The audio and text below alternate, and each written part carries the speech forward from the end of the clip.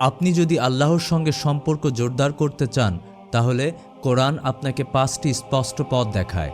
1. আল্লাহকে সব অবস্থায় স্মরণ করুন। তোমরা আমাকে স্মরণ করো, আমি তোমাদের স্মরণ করব। সূরা বাকারা আয়াত 152। 2.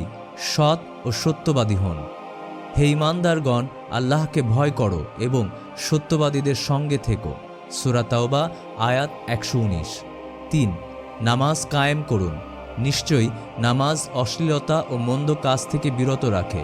সূরা আনকাবুত আয়াত 45। 4. গোপনে দান করুন। তোমরা যদি দান প্রকাশ করো তা ভালো, কিন্তু গোপনে দান করা তোমাদের জন্য উত্তম। সূরা বাকারা আয়াত 271। 5.